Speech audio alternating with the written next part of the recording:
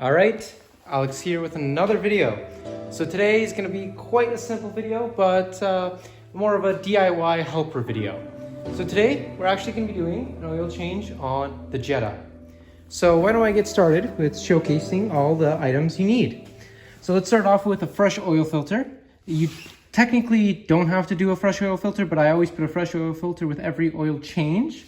Fresh oil, so the Jetta, if you have a TDi like mine, you require specific oil for the engine. So it has to be a VW 504 or 507 spec. And this is what exactly we have here, the Pennzoil Long Life. This is the oil I use. I've been actually very happy with it, and I've been getting good fuel economy with this oil. Hence, that's why I think we're gonna use it today. Next up, you're gonna need a 32 millimeter socket. This socket is used to actually remove the oil filter at the top. The oil filters that we're using are bare filters. They're not the metal ones. So you'd remove it from the top, but we'll showcase it later in the video. Next up is a fresh drain plug. So the reason for using a fresh drain plug is actually that little washer right there. It's a crush washer. Every time you change it, you don't have to put a brand new bolt, but you have to put a brand new crush washer in order to prevent it from leaking or other things. So in my case, it's actually cheaper to just buy the bolt with the washer than the washer. And that's why I just go buy and do that. Next item is a pair of gloves and a set of sockets, right? In order to take off the drain plug at the bottom. Now, you might say, oh, I need to lift my car. See, I'm a little bit lazier and I just use these vehicle ramps. I drive up on the ramps, I can get under the car. It's so much easier for me to do. Hence, I just use them and go with that method. No need for a jack, no need for jack stands. Drive it up on the ramps, call it a day. It's actually even easier for me. I have a lower car, but since it's on bags, I can just raise it up, drive on up and not have to worry about anything. So yeah, why don't we get started? I'll do a time lapse of me pulling the car out, swapping them around, and we'll go from there.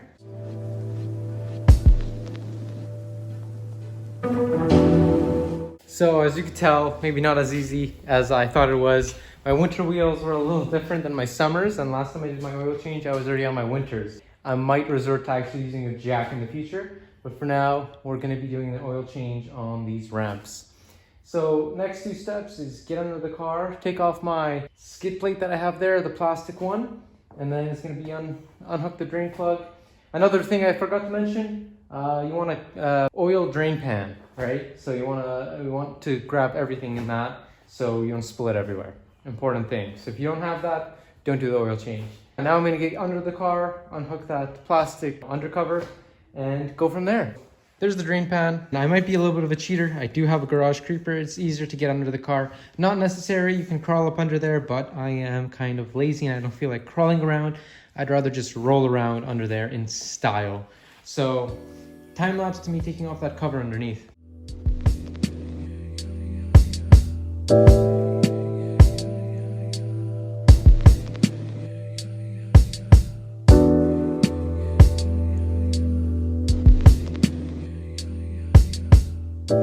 So right here I have a combination of the bolts I had underneath.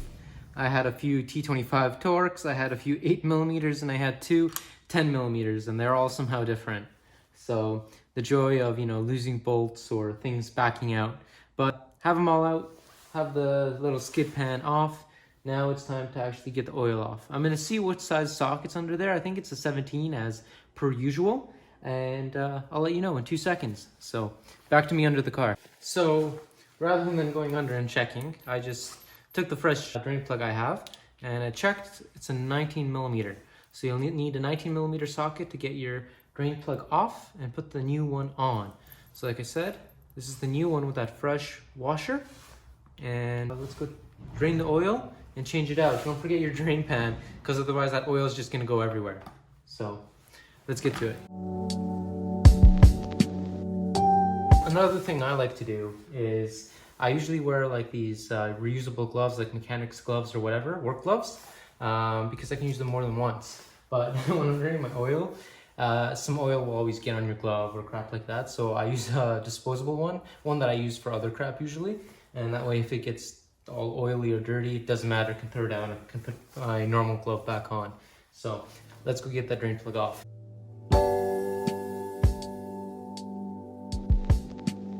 All right, now we gotta get to the oil filter. Pretty simple. Take your engine cover off first. Pop your hood, take your engine cover off. Well, let me take this off nicely, actually. Oh, I just locked my car. There we go. Let's put there somewhere safe. Just not gonna get ruined. There we go. And it's actually pretty easy to get to. It is right there. So I usually just get a socket extension, place it down right through there and get it. So why don't I put on some light here as well so we can see better. There we go. That's the filter right there. I'm gonna get some rags, put it around so I don't spill oil everywhere.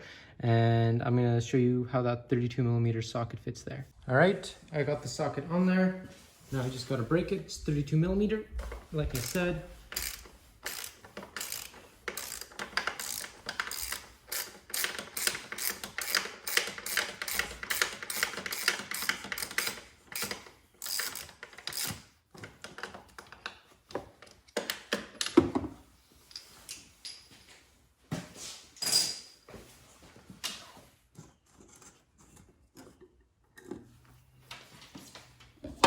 So here we go, right in there.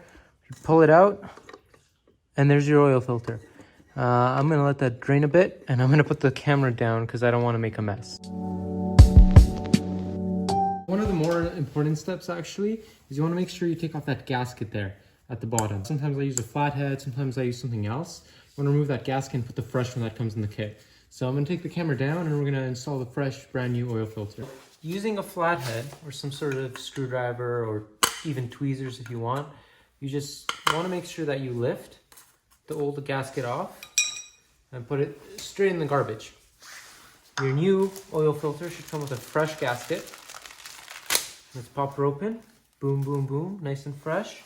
And wrap her around. Some people actually lubricate it with oil just so it seals better, but I feel like it's oily enough. You want to take that fresh, brand new filter, pop it on there, spin it on, and we're golden. So now let's go put it in the car. So installing it is actually pretty simple. Have the new filter on there, make sure that it's centered on, and then we just spin it on.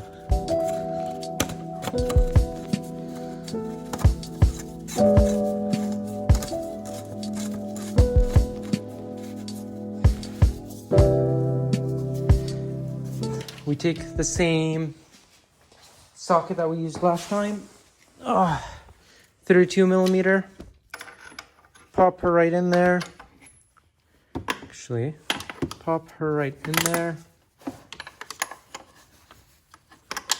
boom, let's get the ratchet, boom,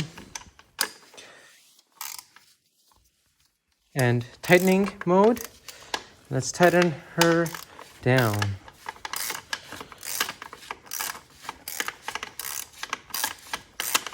I just realized I'm listening. So tightening, don't listen. Don't be silly and dyslexic like me. So I think you're supposed to torque this down to a certain setting, but hand tight. When it stops, the gasket seals. Boom, done. That's it. Don't over tighten it. It's going to be a pain to get off. It gets hot anyways. It's sealed. That's all that matters. Fresh filter's on. Now let's go put the fresh drain plug on and fill it up with oil. Now comes the fun part, filling your car with oil. Put the drain plug on underneath, and we put the new oil filter in and we closed it. We now take off the filler cap. See, not milky. She's all good. She's a diesel, they run forever. And this car is actually a CBEA motor, so it's a little different than the CJAA that's in most of the newer TDIs. So this one actually takes 4 liters of oil. Sometimes I put in 4.1. Yeah, so just keep that in mind. So this is a 5-liter jug, and let's put in 4, stop at around the 1 mark, and go from there.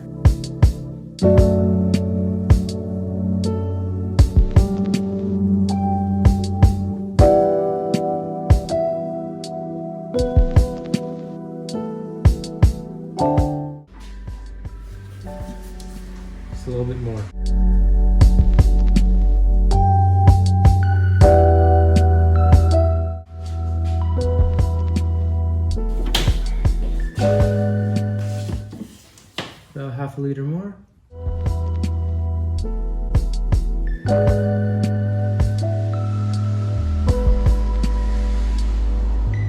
A little more.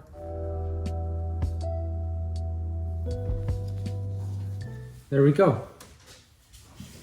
Let's pop the oil cap back on. We can check the dipstick.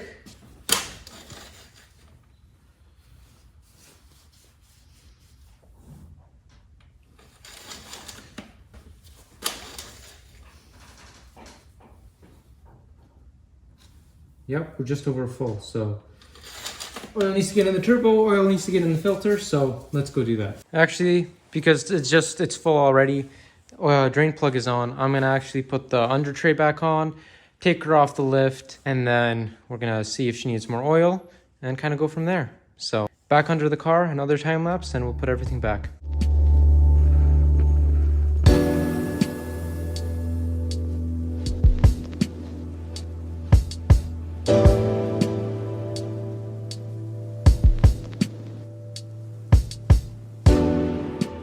All right, now we're done with the oil change. Engine covers back on, put the skid plate back on underneath, oil filters on, filled up with oil, cleaned up a little bit. Time to pull her out, see how much oil we got in her. It should be at the max level, and just go from there.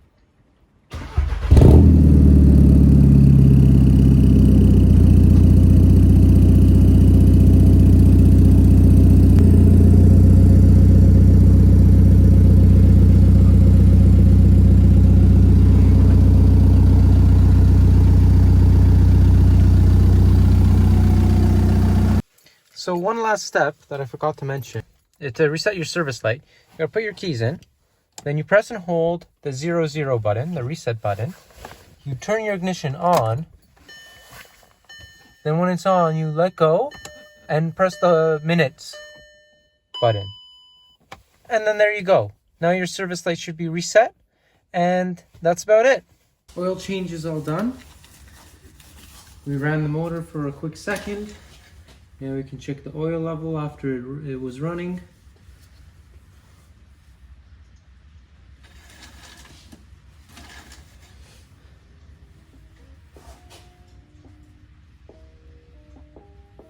Oil is just over full, that's fine. And you've done an oil change on a MK5 TDi. Thank you very much for watching, and have a great evening.